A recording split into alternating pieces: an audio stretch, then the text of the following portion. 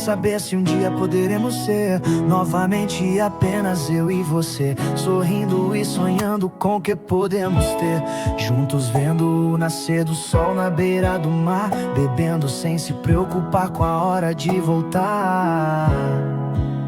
Pensando no dia que teremos nosso bebê, imaginando nomes pra ele só por ser.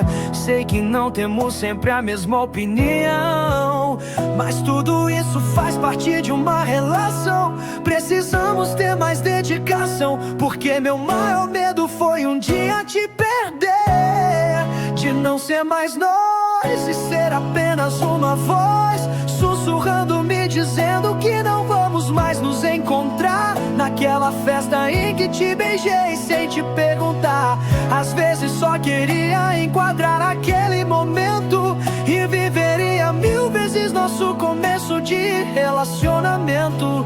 Acho que não soubemos nos controlar em atitudes e modos de falar, mas isso não temos quem culpar, pois os dois estavam no mesmo lar. Pensamentos diferentes, objetivos que já não eram iguais, cada um na sua verdade, nos fez mostrar quem somos na realidade. O amor não precisa terminar assim, pois a conversa que nunca tivemos não poderia ser o nosso fim. Te amar foi uma das melhores escolhas que já fiz um dia, mas te deixar foi a dor mais forte que senti. Necessário talvez, só espero que não seja um pra sempre.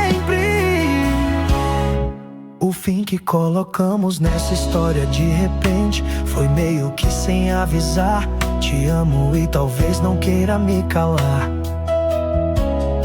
Dizer o que sinto pode me salvar, mas demonstrar o que senti nunca foi sinal de fraqueza. Pensar isso deve ser indelicadeza. Só queria voltar àquele mar onde só o som das ondas já era o suficiente pra nos calar.